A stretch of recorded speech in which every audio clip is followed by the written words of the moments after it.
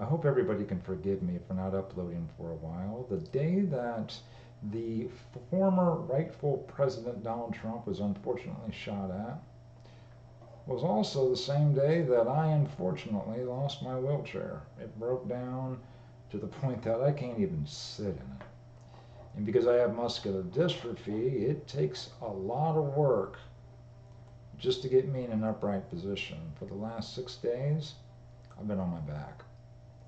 And that may sound bad, but not as bad as it's going to be having to put up with this hyena's laugh for the next 3.5 months.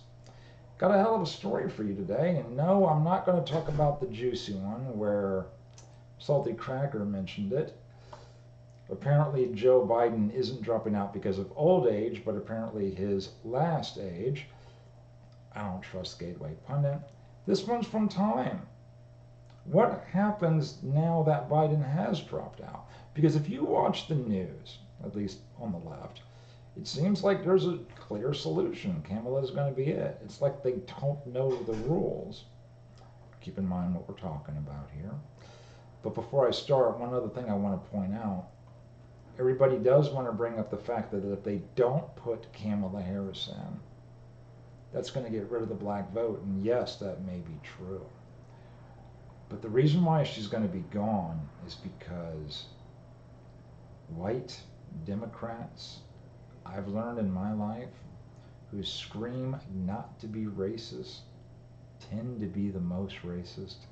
And I genuinely doubt they'd have a woman like her in charge. In case you're new around here, I am about to do a news speed run. I'll take a couple of the stories of the day. I'll compile the details down in the cliff notes. And if you want more, down in the description box will be links to where I found my articles. Having said that, I'm going to read about 3 or 4 paragraphs from this, and I hope you have a good week. Good Monday. President Joe Biden announced on Sunday that he would not seek re-election, a decision that upends the 2024 presidential contest. They can't even call it an election.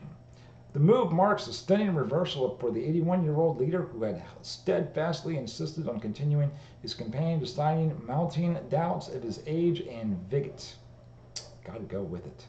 But the big question is, what I labeled my video to be is, what comes next? Because when Biden drops out, it's not guaranteed Kamala Harris. It's just not. So, after Biden's decision to withdraw, the Democratic Party now faces the critical task of selecting a new nominee to challenge Trump. While Vice President Kamala Harris is widely considered to be the frontrunner, and she should be, for the nomination, it has received Biden endorsements. Her ascension to the top of the ticket is not guaranteed. Democratic delegates who convene at the party national convention starting at August 19th, we're a whole month away in Chicago, hold the authority to choose the presidential nominee. The process of selecting a new candidate is expected to begin with a virtual roll call in early August, where delegates are expected to cast their votes. Now here's where it gets juicy. Approximately 4,700 delegates will participate in this pivotal decision-making process, with about 4,000 of them already pledged to Biden. Well, previously pledged, excuse me. I was kind of getting ahead of myself there mentally, because the rest of this Time magazine would be a waste of time for me to even read it, but let me go ahead and just tell you what's going on right now. August 19th is going to come around, and they have somebody in charge. They've actually got to put somebody that they're going to put on the ballot. We already did that at the RNC. And big issues that have not come up yet that the Democrats don't want to talk about because it's like, you know what? We've got a whole month. I don't even want to deal with that headache. Who's Kamala Harris's VP going to pick? How poor she did in the debates against Biden 4 years ago. And the fact that there's a lot of people that just don't like her. But there's also an issue that today on the 22nd of July, I also heard, I should have had it up, that Kamala Harris being put in and Joe Biden dropped out.